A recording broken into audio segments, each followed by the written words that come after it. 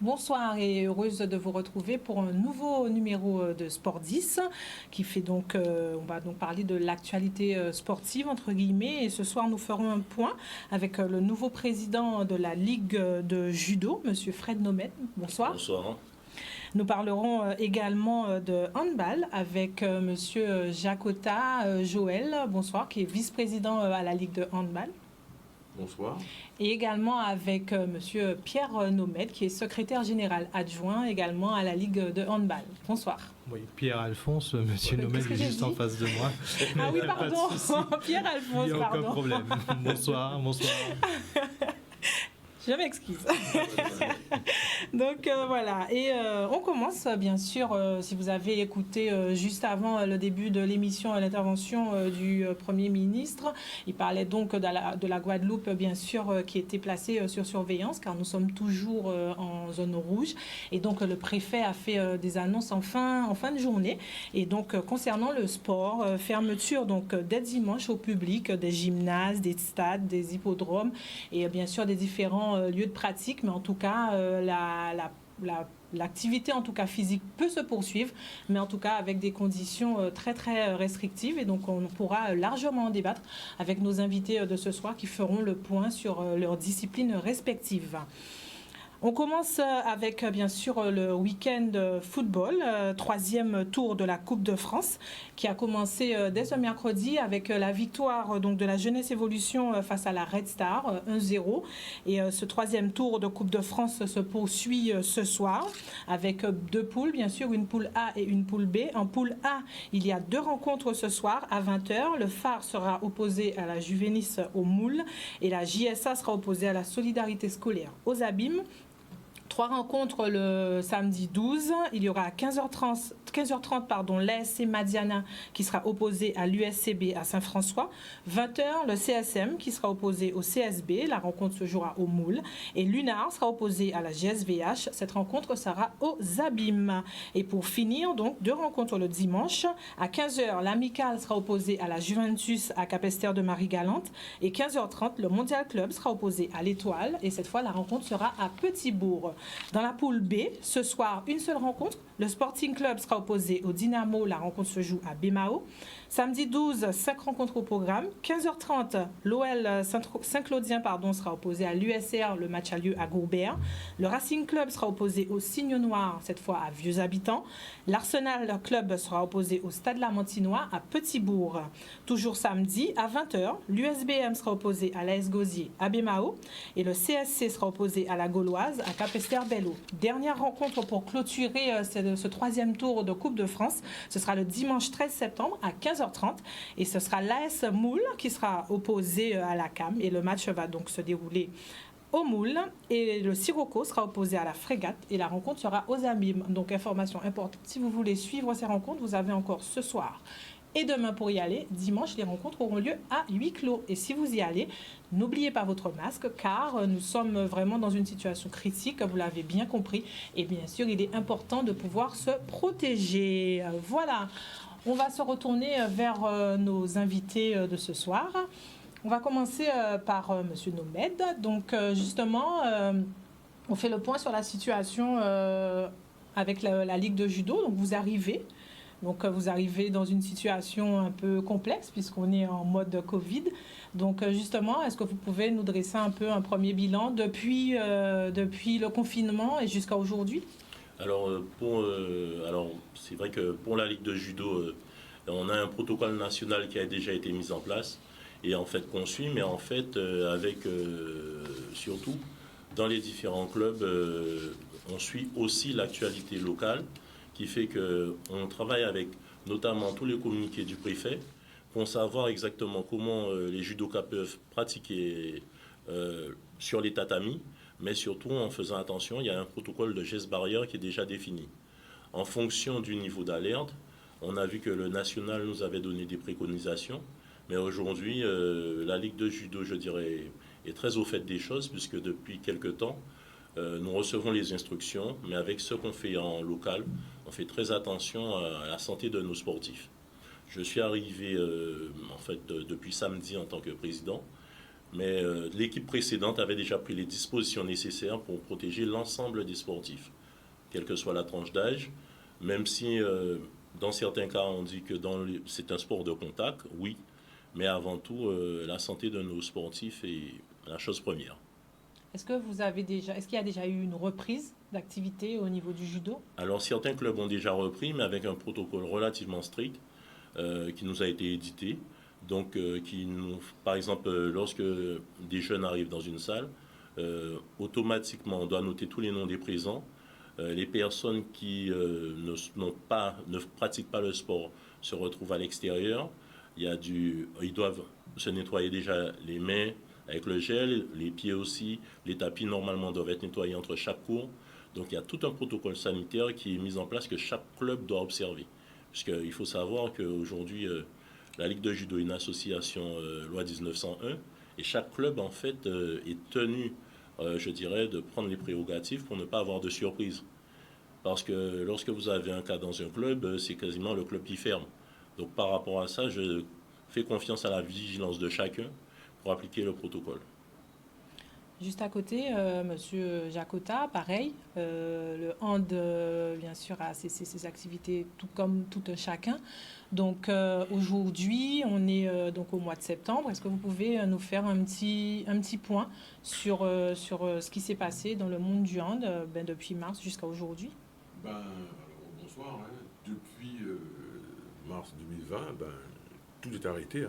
Nous étions dans la phase des finalités du championnat, les playoffs de handball et finalité de la Coupe de la Guadeloupe. Malheureusement, tout s'est estompé par rapport à cette situation de Covid.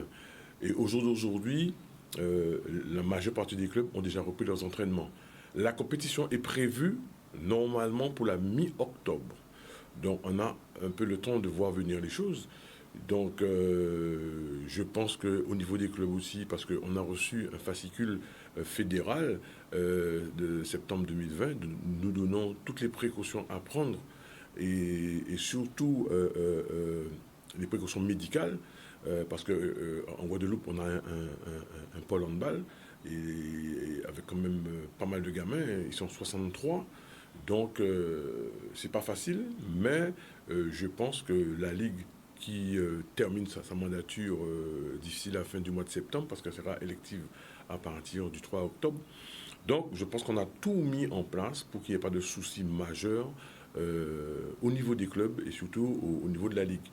Donc, je pense aussi qu'on a la chance d'avoir quelqu'un de la Ligue, notre secrétaire général adjoint, qui travaille au CHU, qui nous donne toutes les informations possibles et inimaginables. Nous écoutons aussi des recommandations de la préfecture en Guadeloupe, M. Rochat. Donc, il est vrai qu'on n'a pas le choix et on ne fera pas n'importe quoi non plus en tant que ligue de handball pour que ce virus ne puisse pas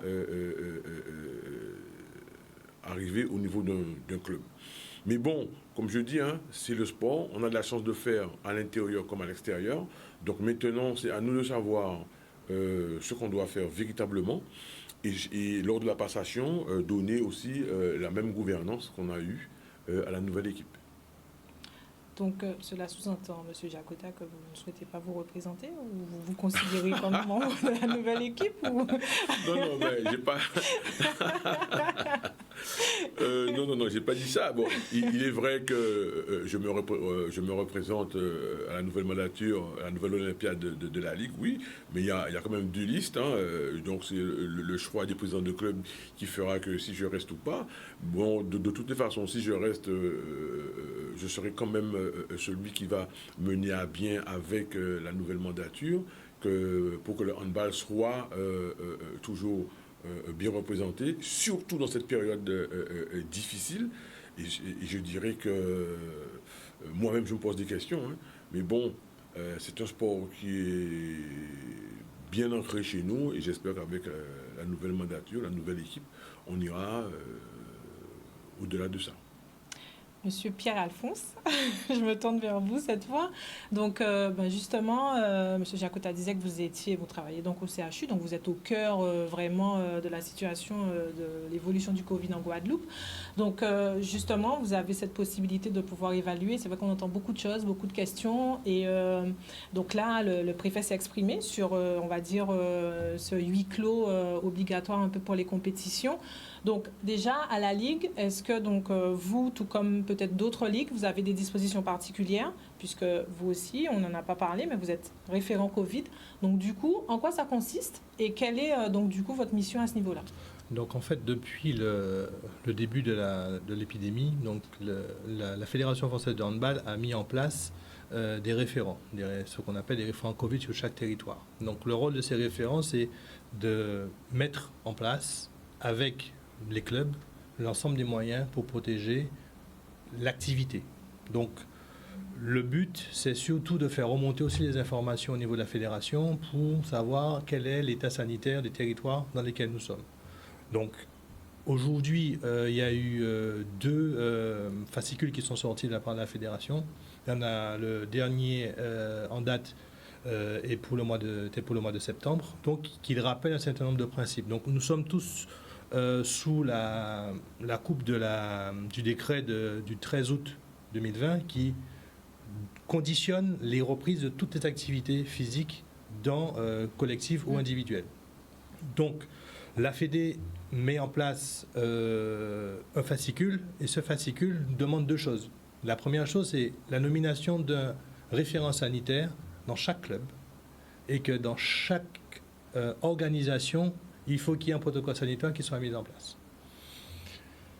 Aujourd'hui, on demande à ce que les entraîneurs puissent porter un masque et que les personnes qui sont autour des rencontres puissent porter un masque. Contrairement au judo, où c'est deux combattants, voilà, au niveau du handball, c'est 6 joueurs sur le terrain et un gardien de but. Et en plus, des juges de table, des arbitres, des entraîneurs. Donc, grosso modo, c'est une trentaine de personnes qui gravitent autour simplement du terrain. Et là aussi, il faut faire attention parce que dans les interactions entre les joueurs, entre les interactions entre les dirigeants, entre les arbitres eux-mêmes, il faut éviter qu'il y ait des croisements entre... voilà, donc un protocole pour la mise en place, la mise surtout d'une circulation entre les personnes qui entrent et les personnes qui sortent. Il ne faut pas qu'il y ait la même entrée et la même sortie. Donc, c'est beaucoup plus compliqué que les autres sports puisque nous sommes un sport de salle et on a un grand nombre de pratiquants. Ce qui fait qu'aujourd'hui, les clubs, comme l'a dit M. Jakota, ont déjà repris leur activité. Je suis en contact avec certains référents Covid de certains clubs avec qui je partage un certain nombre d'informations. Et là, aujourd'hui, la principale information, elle vient de tomber avec Monsieur le Préfet qui dit qu'à partir de dimanche, toutes les manifestations dans les gymnases ERP sont à huis clos. Maintenant, on a eu aussi dans certains clubs des cas de Covid. Donc là aussi, c'est très strict. Du moment où il y a un cas de Covid qui a été recensé dans un club, c'est l'arrêt immédiat de tous les entraînements pendant 15 jours. C'est la mise en quarantaine de la personne atteinte. Ensuite, recherche par l'ARS et par la sécurité sociale de toutes les personnes qui ont été en contact avec la personne concernée pour pouvoir faire des tests. Donc c'est un contrôle sanitaire qui est assez strict. Et bien entendu, une personne qui rencontre une personne, qui rencontre une personne, qui rencontre une personne, on arrive rapidement à un sujet contact qui a déjà rencontré 10 personnes. Et dans le cas du handball, généralement les clubs, c'est à peu près une vingtaine de joueurs et de joueuses. Donc vous voyez bien que s'il y a une personne qui a été contaminée, ce qui fait qu'il faut faire l'ensemble, le tour de tous les joueurs pour pouvoir permettre d'éviter qu'il y ait une contamination croisée dans le club. Donc on se rend compte que quand même pour les clubs, pour les ligues, ça reste tout de même contraignant, puisque de toute façon tout le monde voulait la reprise du sport, mais en même temps on se rend compte que cette reprise implique beaucoup de choses, que ce soit pour les ligues, pour les clubs, mais aussi pour les collectivités qui sont en général aussi propriétaires des gymnases et qui doivent faire le nécessaire pour que la pratique puisse avoir lieu dans ces structures. Au judo, par exemple, c'est aussi ce problème. Et là encore, c'est encore plus contraignant parce que c'est vraiment, vous avez encore plus de contraintes au niveau de tout ce qui est aspect, en tout cas de nettoyage et ce genre de choses. Oui, c'est vraiment une belle contrainte parce qu'aujourd'hui, l'activité judo avait été arrêtée purement et simplement depuis le début du Covid, puisqu'on ne pouvait plus prendre de risques par rapport à nos combattants, nos athlètes. Et surtout, on a fait appel aussi à la DDJS pour avoir des kits Covid, notamment pour les clubs. Donc on est encore en attente. Mais toute cette partie-là, ça veut dire qu'aujourd'hui, le côté sanitaire qui était déjà important au judo, parce que lorsqu'on entre sur un tapis, il faut avoir, par exemple, les ongles coupés et tout ça, ça veut dire que pour les jeunes, aussi bien pour tous les pratiquants, quelle que soit, je dirais, l'activité judo et aussi les disciplines associées, on se retrouve vraiment dans quelque chose qui n'est pas simple. Aujourd'hui, on monte sur un tapis normalement pour s'épanouir, pour passer du temps, pour apprendre quelque chose et en même temps, je dirais, pouvoir pratiquer un art. C'est vrai que ça devient très, très contraignant. Est-ce que justement, c'est aussi peut-être un frein pour une reprise ou pour même peut-être des parents qui ont envie de se dire aujourd'hui que je vais mettre mon enfant au judo. Dans la situation actuelle, ils se posent la question et ils se disent bon, ben, peut-être que ce ne sera pas pour cette année. Et donc, est-ce que la Ligue aussi a déjà pensé à ce paramètre-là? Ben, c'est un paramètre qui est déjà, je dirais, pour quasiment toutes les ligues très néfaste, le paramètre Covid, parce qu'aujourd'hui, la Ligue de judo, je dirais, a eu un peu, même au niveau national, on a eu des licenciés en moins. Et avec la période du Covid, ça n'arrange pas encore les choses. Donc, on comprend fortement que les parents soient très inquiets, à savoir aujourd'hui, dans la pratique sportive, est-ce que je ne vais pas décaler ou différer la reprise d'ici peut-être 1 mois, 2 mois, en attendant de voir ce qui se passe et savoir exactement dans quelles seront les meilleures conditions sanitaires pour que leurs enfants aillent en toute sécurité. Monsieur Jacota, pareil de toute façon pour le hand, puisque c'est effectivement cette problématique est répercutée dans toutes les activités. Moi, je prends un cas, le cas que je connais, que je maîtrise le mieux, le cas de mon club, Abimao, la ZUP. Chez les jeunes, le protocole il est mis en place, comme j'ai dit, il est mis en place, les parents sont là. Nous avons un groupe WhatsApp pour bien expliquer la chose à tous ses parents. Et que le gamin arrive, ou le gamin ou la gamine arrive à pratiquer son sport dans les meilleures conditions, pour qu'il n'y ait pas de soucis derrière par rapport à cette crise sanitaire. Donc, je pense que si tout un chacun, tout sportif, tout club désirant faire une reprise du sport, il suffit de mettre tout en place pour qu'il n'y ait pas de soucis. Ça ne veut pas dire qu'on ne peut pas choper ce virus. Le gamin, à part ces 2 séances par semaine, il va à l'école, il va à droite, il va à gauche, donc on ne sait pas. Mais quand bien même, je dis que nous, le cas que je maîtrise aujourd'hui, le gamin arrive, quand il arrive, il a un protocole, il arrive masqué, jusqu'à, je fais la prise en main, il est masqué, et après, quand on va commencer l'activité proprement dite, je garde mon masque, mon adjoint garde son masque, et les gamines enlèvent le leur, et on est en distanciation. On reste quand même en distanciation, on ne fait pas des exercices où il faut rester collé, non, on fait des exercices toujours distants. On travaille un peu le cardio toujours en distance pour qu'il n'y ait pas de soucis majeurs. Quand les gamines, on s'arrête, qu'elles vont boire, on leur dit attention, gardez la distance. On fait placer les bouteilles au moins à 1,50 m chacune d'elles. Elles vont boire tranquillement. Elles sont pas, et moi, comme une voix qui porte, j'arrive à parler pour qu'elles ne restent pas toujours groupées. Donc, c'est un choix qu'on fait. Donc, mais si on le fait, je pense qu'on doit rester quand même très, très rigoureux là-dessus pour qu'il n'y ait pas de soucis majeurs et pour que demain, on ne puisse pas savoir qu'un de nos gamins a eu le Covid. Ça veut dire qu'on est obligé d'arrêter l'activité au minimum 15 jours dans cette catégorie-là. Donc, c'est des choses qu'on doit prendre au sérieux. Et comme a dit M. Noumed, ça n'appartient pas au handball ou au judo, ça appartient à tout le monde, c'est planétaire, donc c'est à nous de se mettre ensemble et de respecter les mesures prises par l'État, les mesures prises par la Fédération française de handball où j'adhère, et la Ligue aussi, pour que demain, on n'ait pas de soucis majeurs et de voir notre activité chuter. C'est-à-dire, en plus, là, on avait commencé déjà à avoir pas mal de licenciés en plus. Donc là, c'est de faire le travail correctement au niveau des clubs pour qu'il n'y ait pas de soucis et que le parent se sente à l'aise et qu'il puisse envoyer en confiance, envoyer son gamin ou sa gamine faire du sport. Très bien. Encore, bien sûr, de nombreuses choses à dire sur le sujet avec nos invités. Mais on se retrouve, bien sûr, tout à l'heure, juste après la coupure au pub. Et bien sûr, vous en saurez plus encore sur ce championnat de hand à venir, la situation actuelle, et puis également la programmation future pour le judo. À tout de suite. De retour ici sur le plateau de Sport 10 et donc nous allons continuer notre débat sur cette reprise envisagée dans les différents sports, donc ce soir particulièrement au judo et au hand. Merci encore messieurs d'être avec nous. On va se retourner vers monsieur Alphonse. J'ai essayé de ne pas me tromper. Hein. Et donc voilà.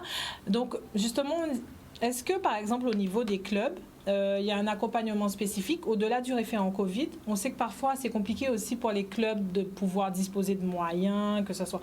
Donc là, c'est aussi une logistique. Il faut pouvoir mettre à disposition du gel, donc vraiment quelque chose de spécifique.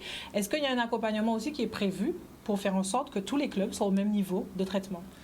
Monsieur Nomel a parlé d'un kit Covid qui devait être donné par des RDJSCS. Oui. Donc on est toujours en attente de cet équipement depuis un moment. Donc maintenant, la DRGCS, je ne sais pas ce qui se passe. Bon, je ne veux pas rentrer dans les débats, mais voilà. Effectivement, l'aide au club, c'est compliqué parce que vu l'ensemble des catégories, vu l'ensemble des personnes qui gravitent autour de l'association, c'est une dépense supplémentaire.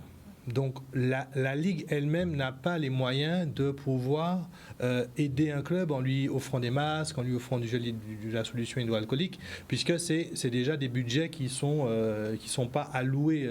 C'était pas positionné pour. Voilà, c'est pas positionné pour. Donc on n'a pas de budget réel qui soit affecté à cette dépense sanitaire. Effectivement, ensuite pour les clubs. Le protocole impose qu'il y ait des masques et qu'il y ait aussi de la solution hydroalcoolique pour se laver les mains pendant l'entraînement, avant l'entraînement, après l'entraînement. Ça pose le problème du coût. Oui. Voilà, ça coûte cher, les masques coûtent cher. Bon, juste pour une information, les masques, la boîte de masques avant Covid coûtait 3,95 €. Pendant Covid, elle est passée à 59,90 €. Donc simplement pour vous dire qu'on est passé de pratiquement à 200% l'augmentation du prix d'un masque, d'une boîte de masques.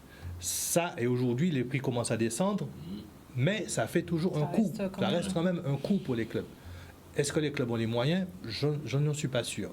Le deuxième problème vient des installations. Les clubs ne sont pas dépositaires de leurs installations.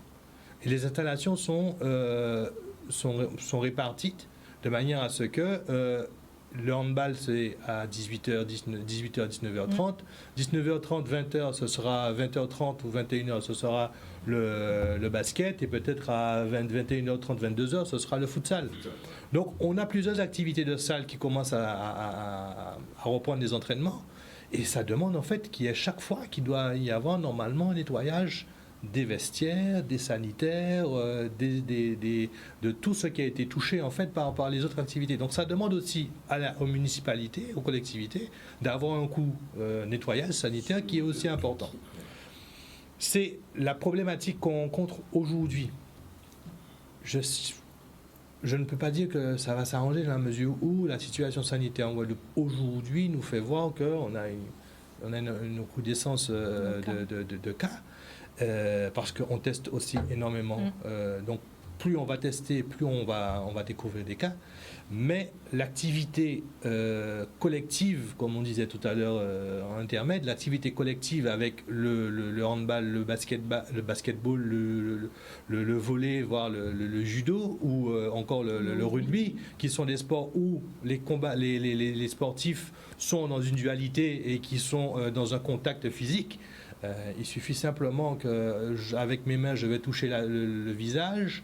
Dans le protocole du handball, par exemple, le ballon qui va au visage du gardien de but ou d'un joueur, on doit arrêter la rencontre, on doit aller désinfecter le ballon, la main et le visage de la personne qui a envoyé.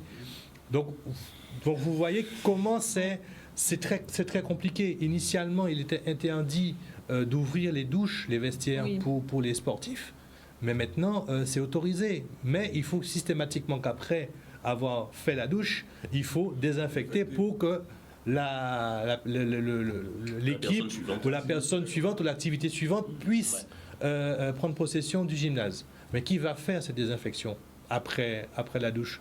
Qui fera cette désinfection après l'activité? Le club, pas le club, la municipalité, pas la municipalité. Donc, ce sont des questions qu'il faut qu'on se pose réellement pour permettre qu'on développe l'activité et que après, il faut aussi qu'on apprenne à vivre avec le Covid, puisque le Covid ne partira pas comme cela. Il faut qu'on arrive à vivre avec et moi je dis qu'il faut avoir du bon sens dans l'utilisation de tout ce qui est gel hydroalcoolique, de masques, etc. Et aussi être assez rigoureux sur les conduites des sportifs, puisque le bon nombre de cas viennent de clusters où, durant les vacances, on a connu des associations de personnes qui allaient dans les soirées, dans les fêtes, et on a eu des cas qui se sont multipliés. Là aussi, que le sportif qui sait qu'il doit participer, qu'il est dans un club, puisse aussi avoir une hygiène de vie qui lui permet de ne pas trop aller dans les soirées, trop aller à la rencontre de personnes dont il ne maîtrise pas les rencontres, ou voilà. C'est mettre le sportif face à ses responsabilités pour pouvoir protéger en fait pour qu'il se protège lui, mais qu'il puisse aussi protéger l'ensemble de ses coéquipiers. Monsieur Nomède, est-ce que donc justement, vous êtes en fonction depuis samedi dernier, est-ce que la Ligue de judo s'est déjà projetée sur un calendrier éventuel? Donc est-ce qu'il y a déjà des compétitions qui sont envisagées? Aujourd'hui, effectivement, on a fait un point sur la situation en Guadeloupe. Est-ce que ça remet en cause ce calendrier, ou est-ce que non, pour l'instant on se maintient parce qu'on avait vu quand même assez loin pour se laisser le temps de voir comment les choses évoluent? Déjà, la priorité qu'on avait vue, c'était déjà d'établir un calendrier sportif, ce qui a été fait. Par contre, c'est vrai qu'on est très soumis, entre guillemets, aux avancées ou reculs du Covid, aussi bien pour nos jeunes qui devaient participer au championnat de France, parce que ça veut dire que toutes les compétitions nationales aussi sont à l'index. Donc, même en local, avant de pouvoir se dire on va se prononcer pour un tel départ, il faut aussi penser aux conditions sanitaires. Par exemple, lorsque vous partez avec un jeune, vous décidez de l'emmener en métropole pour une compétition, il faut savoir que vous devez avoir fait le test Covid 72 heures avant pour le faire retourner. Donc ça veut dire que même pour les parents, c'est une grosse contrainte. Donc ça sous-entend qu'on est obligé de se pencher sur tous ces aspects-là. Et pour le calendrier qui est déjà prévu, on va, je pense, être vraiment très précautionneux, parce que normalement, par exemple, je prenais le cas de lundi, doit ouvrir le CREJ. Le problème qu'on a, c'est qu'on a déjà rencontré la municipalité de Pointe-à-Pitre, qui nous a dit démarrer les activités, les salles sont nettoyées, nous ont déjà donné une garantie de possibilité d'exploitation. Mais il faut savoir qu'eux aussi se retrouvent par rapport à ça, comme c'est des salles omnisports, comme l'a si bien dit M. Alphonse, on se retrouve dans des situations où on ne sait pas le positionnement de la municipalité aussi par rapport aux différents lieux. Ceux qui ont des salles, je dirais, à caractère privé, se retrouvent dans le fait que aujourd'hui s'engagent leur responsabilité personnelle de mettre en place un cours, de pouvoir nettoyer, d'être aussi rigoureux. Donc, il y a quelque chose qui est très important. La pratique du judo nécessite un judo-oji. Donc, il faut avoir son kimono, mais ça veut dire qu'à chaque séance, il faudrait pouvoir laver le kimono. Oui. Ce qui sous-entend aussi qu'il y a des machines qui vont tourner. Donc, pour les parents, c'est pas évident. Comme au handball, ils vont se retrouver à être tout le temps dans des lavages, mais c'est pas évident. Donc, aujourd'hui, la pratique sportive est vraiment très perturbée par ce phénomène. C'est vrai, d'autant plus que on parlait tout à l'heure du regain d'activité avec les jeunes. Aujourd'hui, beaucoup de fédérations sont en train de faire le constat qu'ils ont un recul d'adhérents. Parce que beaucoup de parents ne mettent pas leurs enfants dans des disciplines parce qu'ils ont peur que l'enfant contacte en fait la Covid-19. Et je pense qu'en Guadeloupe, on n'a pas encore ce recul puisqu'on commence, l'activité. Voilà, on a repris tout doucement. Je pense que nous sommes l'une des territoires qui a repris l'activité le moins rapidement. Oui, le plus tranquillement, puisque la Martinique, je pense, a déjà repris sa activité. Donc le handball, le football avait repris. Le handball va reprendre au mois d'octobre. Mais on a repris les activités de manière progressive. Et c'est vrai que c'est une question qu'on va devoir se poser, c'est toutes les activités sportives, est-ce qu'elles ont bénéficié ou est-ce qu'elles ont perdu en adhérents? Et ça va être chaud. Ça va être la problématique pour toutes les ligues, la baisse des adhérents. C'est vrai que c'est la grande question que tout le monde se pose. Est-ce que justement les clubs vont être victimes justement de la situation? Et c'est vrai que là on est en plein renouvellement, on reprend les activités. C'est vrai que les clubs aussi ont eu envie d'attendre, de voir justement comment évoluer la situation pour ne pas se lancer dans une reprise trop tôt. Et c'est vrai que là, la reprise commence, et pourtant, on se retrouve déjà dans une situation compliquée, puisqu'on est face à des restrictions déjà, et on se pose la question, du coup, qu'est-ce qui va en être dans un mois? Donc, vous qui êtes effectivement en poste dans des ligues qui vous devez en tout cas être décideurs et trouver en tout cas des solutions, comment se passent les soirées? Est-ce qu'il y en a des soirées? C'est ça qu'on va poser. Est-ce qu'il y en a des soirées? Parce que c'est vrai qu'on se pose ces questions.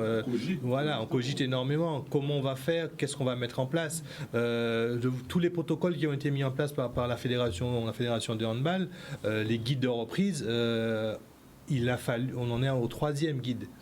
Rien ne dit qu'en fin septembre, on ne passe pas un 4e guide. Ouais. On ne sait pas quelle est la situation. Aujourd'hui, les informations changent de jour en jour, je dirais de semaine en semaine, de mois en mois. On a une nouvelle mise en place, une nouvelle recommandation, un nouveau décret. Et donc, on ne sait pas trop qu'est-ce qui nous attend dans les prochains jours déjà, dans les prochaines semaines. Et c'est ça la problématique. Est-ce que je vous assure que moi, lorsque je pense qu'il va falloir qu'on reprenne avec le championnat au mois d'octobre, mais comment on va le reprendre? Comme je dis, c'est prévu. C'est envisagé. Mi-octobre, on a une prévision. 3e semaine, les jeunes. Moi, je répète, je n'irai pas mettre en péril la santé d'un jeune, d'un adulte au niveau du sport. Moi, notre calendrier, il est établi, tout est fait, il est généralisé du 15 octobre jusqu'au mois de juin, avec tout cela qu'on compte, avec les déplacements de tous les enfants du pôle et consorts. C'est prêt. Mais comme je dis, s'il faut reculer, on va reculer le calendrier. On va reculer peut-être, je ne sais pas moi, d'une quinzaine de jours, commencer en novembre, je ne sais pas. Peut-être que celui qui a fait le calendrier général, c'est grands yeux, oui. Mais comme je dis, nous ne mettrons pas en péril la santé des sportifs. Ce n'est pas possible. Et ni la mienne. Donc si je ne mets pas la mienne, je ne mettrai pas la leur en péril. Je comprends tout le monde, je comprends la situation. La Ligue va être élective, comme je l'ai dit, début du mois d'octobre. C'est pareil, la nouvelle Ligue aussi, elle va dire, on attend, on fera. Il se pourrait, comme a dit Pierre, qu'on ait un 4e fascicule fédéral d'octobre, nous disant attention, il y avait eu ça là, on a changé la donne, il faut qu'on reparle. Moi je veux bien, mais pas dans n'importe quelle condition. Parce qu'il faut savoir aussi que dans le monde professionnel, donc un peu moins par rapport au judo, mais dans le handball professionnel aujourd'hui, l'ensemble des athlètes sont en un test PCR 72 heures avant qu'ils puissent faire la rencontre du week-end. Et donc, ce qui fait que vous imaginez dans le monde professionnel le nombre de tests qui est multiplié. Même pendant les matchs amicaux de début de saison, il fallait 72 heures avant la rencontre d'avoir un test PCR. Ce test PCR, la fédération de handball ainsi que le ministère ne l'oblige pas pour les sportifs amateurs. Pour les arbitres professionnels, pareil. Les arbitres professionnels doivent être testés 72 heures avant d'arbitrer un match professionnel. Les juges de table doivent être aussi testés. Mais dans le monde amateur, dans le monde amateur dans lequel nous vivons aujourd'hui, ce n'est pas une obligation. Donc vous comprenez bien qu'un joueur qui arrive et qui est positif à la Covid et qui ne le sait pas parce qu'il est asymptomatique, c'est le club plus le club qui accueille, plus le club recevant, plus toutes les personnes qui étaient autour, plus les arbitres qui étaient, puisque les arbitres n'auront pas porté de masque, ils doivent siffler, donc ils n'auront pas de masque. Donc c'est l'ensemble de ces acteurs. Donc ça fait pratiquement plus d'une trentaine de personnes qu'il va peut-être falloir... Plus que 30. Oui, plus que 30, mais qu'il va falloir peut-être... En jouant seulement, il y a 15 là, 15 là. En jouant seulement. Donc c'est des choses qui sont pour l'instant pas maîtrisées parce que bon voilà, la situation elle est inédite pour tout le monde. Donc on ne maîtrise pas ces points. Il va falloir qu'on essaie de voir avec ce qui se passe ailleurs, dans les autres territoires. La Martinique va commencer, la Guyane, la Réunion, voir comment eux ils ont pu mettre en place un certain nombre de choses, et aussi dans l'Hexagone que les championnats amateurs aussi ont beaucoup de difficultés à débuter. Parce que de plus en plus de cas dans les clubs, donc de plus en plus de clubs ferment les gymnases, ferment les entraînements, et on ne sait pas quand est-ce que dans certaines régions, là aujourd'hui en Aquitaine, il n'y a plus de handball. Il n'y a plus de handball. L'Aquitaine aujourd'hui, il n'y a plus de handball. Une des plus grosses ligues de handball en France. Voilà, et il n'y a plus de handball, tout simplement parce qu'il y a trop de cas, donc ils ont dit qu'on arrête les salles sont fermées, donc il n'y a plus de handball. Donc, c'est des problématiques qui vont nous arriver, je pense, ces prochains jours. Comme je dis, il faut avoir du bon sens et pour pouvoir respecter un certain nombre de principes, de critères, ne pas vouloir aller trop vite. Parce que vouloir aller trop vite, c'est mettre en danger les gens. Et comme disait M. Jacota, il ne faut pas qu'on mette les gens en danger. Aujourd'hui, on meurt, il faut le dire, on peut mourir parce qu'on est atteint de la Covid-19. Donc je pense qu'il ne faut pas mettre les gens en danger. Aujourd'hui, je pense qu'en fait, on ne peut pas dire qu'on n'est pas au courant. Il y a trop de vecteurs, il y a trop de choses qui nous font savoir, on a trop de signaux forts qui nous font bien comprendre qu'aujourd'hui, quelle que soit l'activité sportive, la santé je dirais, de l'athlète, c'est la priorité. Priorité zéro. Je vais prendre par exemple une compétition de judo. C'est très simple. Si on doit organiser une compétition de judo, il faut amener des tatamis. Ça veut dire qu'il y a toutes les personnes qui vont manipuler les tatamis. Après ça, on va avoir les personnes pour les désinfecter. Après ça, on a tous ceux qui se mettent à la table pour l'arbitrage, qui vont déjà tenir les tables. Après ça, on a les arbitres. On a tout un staff autour. Donc lorsqu'on regarde en termes d'organisation, et suivant dans quel type d'établissement ça se déroule, donc en fait ça fait un protocole qui est lourd. Et en même temps ça sous-entend que pour tous les éducateurs qui sont des personnes responsables et compétentes, ils ont bien conscience qu'ils jouent sinon avec la vie des personnes qui sont sur le tapis. C'est pas permis. Donc en même temps, on a des parents derrière. Alors aujourd'hui, si on dit qu'on doit faire des compétitions à huis clos, vous avez un gamin qui arrive, qui est minime ou qui est cadet, et puis ses parents viennent le déposer, et puis on lui dit que tu restes dehors et tout. Les parents vont dire, mais c'est un petit peu chaud, quoi. J'ai l'habitude de suivre mon enfant, surtout dans des sports comme ça, où des fois, je dirais, le parent derrière, c'est la voix qui porte encore, qui va lui donner la force, le petit coup de punch nécessaire pour avoir le dernier truc sur le mouvement. Eh bien là, on se retrouve dans une situation qui est très compliquée. Aujourd'hui, il y a des jeunes qu'on est en train de préparer pour aller au championnat de France. Comment ils vont faire pour se dire, bon ben, je me prépare avec une grosse inconnue. Et nous, notamment lorsqu'on prend des billets d'avion, pour ceux qui doivent partir, attention, il faut prévoir que dans leur retour, ils ont le test à faire, 72 heures, dans quelles conditions. Et en même temps, il faut donner des garanties à ces parents-là. Donc en fait, c'est vraiment une problématique du sport général. Déjà, en étant sur place, mais en voulant sortir, c'est encore un autre problème. Et du coup, ça rend aussi compliqué l'envie de pratiquer. On est quand même, on va dire en Guadeloupe, un territoire où on a quand même pas mal de champions, où on a justement cette expertise-là. Est-ce qu'à ce niveau-là aussi, du coup, on peut se dire que c'est complexe, même si les activités ont repris dans les centres sportifs au Creps ou ailleurs pour le hand. Mais en tout cas, du coup, est-ce que ça aussi, c'est problématique pour la formation, justement, de nos futurs champions? Mais la problématique, elle existe. Hein. Un point, un trait, elle existe. Aujourd'hui, je ne suis passé au Creps, je crois, hier. C'est pareil, j'ai discuté avec le directeur. Ils sont en attente. Ils travaillent, ils préparent. Mais je peux vous dire que moi-même, je fais une parenthèse. Au niveau du carnaval, je préparais tous mes dossiers. J'ai mis ça là. J'ai envoyé à tout le monde. Mais le jour où on me dit, c'est pas possible, ce sera pas possible. C'est tout. On ne peut pas.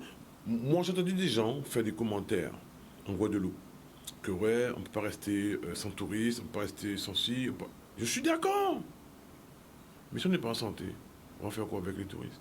Moi, il y a un pays que j'apprécie énormément. C'est la Nouvelle-Calédonie. Tu ne rentres pas chez moi, point. Jusqu'au 30 mars. Ça s'arrête là. Je ne vais pas dire ça pour la Guadeloupe parce qu'ils ont un système différent du nôtre. D'accord. Mais j'ai trouvé qu'on a ouvert nos frontières trop rapidement et que tout le monde s'est empêtré et aujourd'hui on crie au loup. Aujourd'hui, moi je suis un petit peu désolé. On aurait pu rester chez nous, comme disaient les autorités à Kazan, découvrir la Guadeloupe et faire différemment.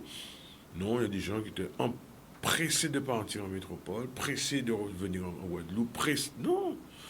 Et comme je dis, avec Pierre, on en discutait dernièrement, il y a des maladies qui sont pires que le Covid. Imaginons-nous qu'il y aurait eu Ebola en Guadeloupe, dans ces conditions-là. C'est vrai qu'il ne faut pas non plus qu'on crée la psychose. Voilà. Hein. On n'est pas là pour créer la psychose. On n'est pas là pour non plus dire attention, arrêtez les activités physiques et sportives. Non, bien au contraire, il faut faire du sport. Le sport, ça fait partie de la santé, il faut faire du sport.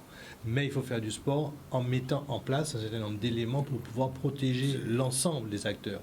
Que ce soit les athlètes, que ce soit les cadres dirigeants, les entraîneurs, les bénévoles que nous sommes. Nous sommes tous des bénévoles. Il y a très peu de professionnels du sport en Guadeloupe.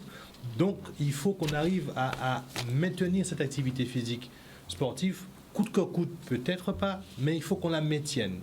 Et la maintenir, c'est se protéger, c'est mettre en place les gestes barrières, mettre en place les distanciations physiques et permettre à ce que on puisse, dans quelques mois, trouver la bonne alchimie entre Covid-19 et sport et pratiques sportives pour qu'on puisse évoluer. Et comme vous avez dit, la Guadeloupe, terre de sport, terre de champions, et qu'on se retrouve bien entendu dans quelques temps avec nos champions.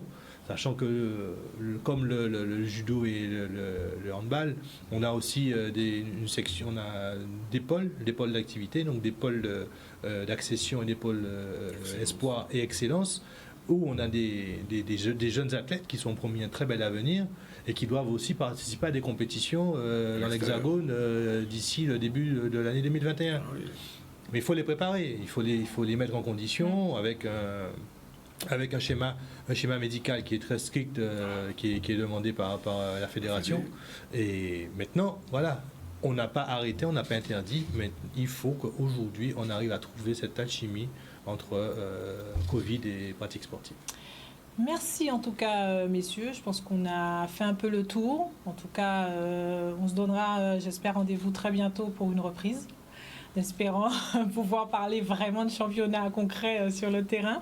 Et donc voilà, j'espère que vous avez bien sûr eu les informations que vous souhaitez. Sachez également qu'il y a dimanche 13 une journée pour le cheval, mais rapprochez-vous des clubs organisateurs pour savoir bien sûr si c'est maintenu. Journée bien sûr porte ouverte pour pouvoir découvrir, faire des balades, démonstrations et s'initier donc à cette activité. Et donc les clubs clubs concernés et organisateurs, c'était le club Cavalier de Saint-Georges, Centre équestre, la Martingale, le Trianon Centre équestre de Vallombreuse et le Centre équestre de Manade. Bien sûr, vous pouvez donc vous rapprocher de ces clubs pour savoir si la journée de dimanche est bien maintenue et si vous pouvez donc emmener vos enfants découvrir donc cette activité.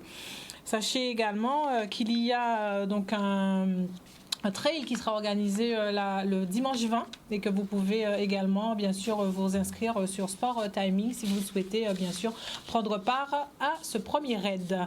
Voilà, on a fait donc le tour de l'activité et du programme du week-end. Voilà, moi je vous souhaite une très très bonne soirée et vous donne rendez-vous la semaine prochaine pour un nouveau numéro de Sport 10 et là cette fois on parlera de pétanque et également donc de volleyball. Voilà, bonne soirée à vous et puis bon week-end et surtout pensez à porter votre masque. Voilà, bonne soirée à vous.